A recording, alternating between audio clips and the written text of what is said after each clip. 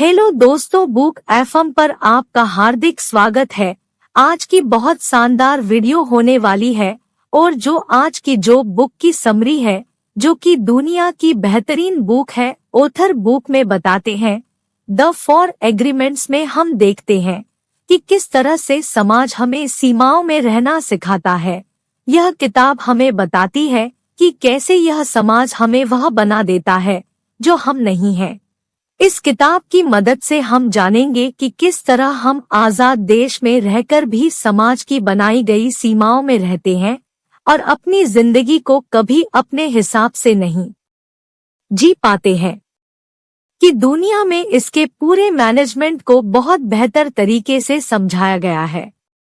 Author ने इस पुस्तक में विस्तार रूप से जानकारी दी है। लेखक ने अपनी इस पुस्तक में एक कहानी के माध्यम से इन सभी मुद्दों पर प्रकाश डाला है। हम सबको इस दुनिया ने डोमेस्टिकेट किया हुआ है, या दूसरे शब्दों में कहें तो ब्रेन वॉश किया है। हमारे अंदर ऐसे विचार भर दिए गए हैं कि हम लाइफ में कुछ बड़ा सोच ही नहीं पाते और इससे हम सिर्फ एक भ्रम की दुनिया में जी रहे होते हैं। जैसे आपने देखा होगा कि एक रिक्शे वाला सारी जिंदगी रिक्शा ही चलाता रहता है। वह कभी यह नहीं सोचता कि जो सेविंग्स हुई है उससे कोई अच्छा सा शोरूम या दुकान खोल लूं और लाइफ में कुछ क्वालिटी ले आऊं, क्योंकि उसने यह मान लिया है कि वह सिर्फ रिक्शा चलाने लायक ही है, क्योंकि समाज में रहकर उसने यही सब देखा सुना होता है, जिससे वह ब्रेन वॉश्ड हो चुका है और अब वह बड़ा सोचता ही नहीं है। पहला अग्रीमेंट है, अपनी बात के पक्के रहो। अगर आपने किसी काम के लिए कमिट किया है तो फिर उसे पूरी जिम्मेवारी से निभाओ। अगर किसी दोस्त को हेल्प करने का प्रॉमिस किया है तो उसे एंड तक निभाओ। ऐसा न हो कि बीच में ही उसे अकेला छोड़कर चले जाएं। इससे उस दोस्त का आप पर ट्रस्ट ही खत्म हो जाएगा और आपकी रेपुटेशन भी खराब हो जाएगी, जिससे आप भी खुश नहीं रह पाओगे।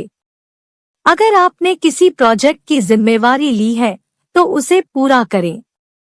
अगर इस बीच कोई गलती हो तो उसे भी जिम्मेवारी के साथ स्वीकार करें। अपनी ईगो के चक्कर में दूसरों पर इल्जाम न लगा दें। अगर दूसरों में कमियां हैं तो उनको जज न करें।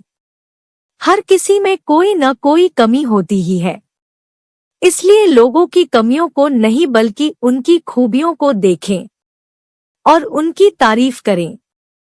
आप देखेंगे कि दूसरों को खुश करके ही आपको असली खुशी मिलती है। दूसरों की तारीफ करके आप कभी भी छोटे नहीं होते, बल्कि बड़े बन जाते हो।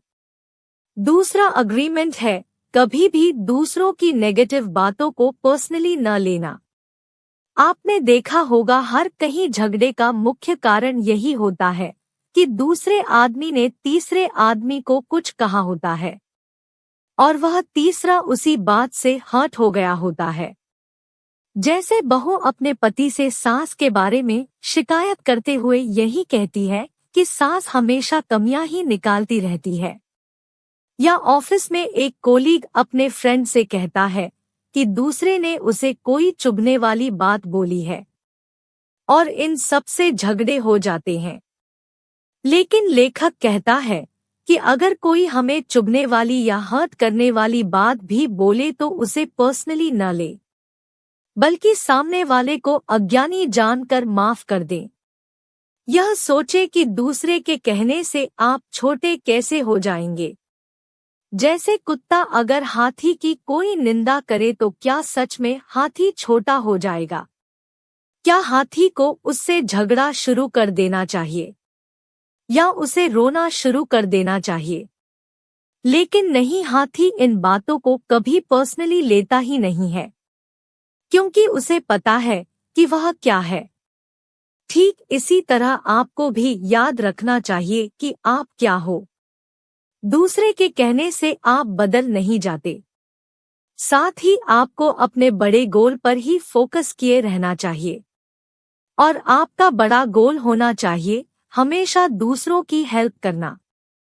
लेखक कहते हैं कि अगर आप चीजों को पर्सनली नहीं लेंगे तो आपकी लाइफ से स्ट्रेस, एंजाइटी, डिप्रेशन, ईर्ष्या, द्वेष आदि अपने आप ही दूर हो जाएंगे और आप हमेशा खुश रहना शुरू कर देंगे।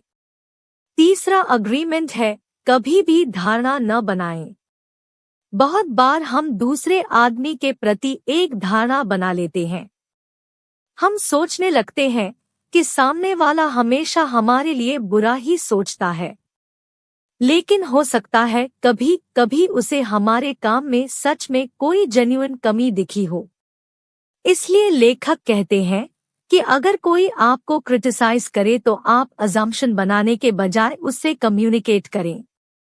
उससे क्वेश्चन पूछे कि प्लीज आप बता सकते हैं कि काम में क्या कमी रह गई है और उसे कैसे दूर किया जाए। अगर वह आदमी आपकी कमी बताता है तो पहले आप देखें कि क्या वह सही कह रहा है। अगर सच में सही कह रहा है तो उसे धन्यवाद बोले और उस कमी में सुधार कर ले। लेकिन अगर उसने बेवजह कमी निकाली है तो उस पर गुस्सा होने के बजाय उसे माफ कर दें, क्योंकि आप एक बड़े दिल वाले व्यक्ति हैं और हो सकता है दूसरा इतना दिलवाला न हो। ऐसे लोगों को काइंडनेस की ज्यादा जरूरत होती है। शुरू में ऐसा करना मुश्किल लग सकता है, लेकिन धीरे धीरे यह आपका नेचर बन जाएगा और सामने वाला आपके इस बर्ताव से खुद पर ही शर्मिंदा हो जाएगा और खुद को भी बदल लेगा।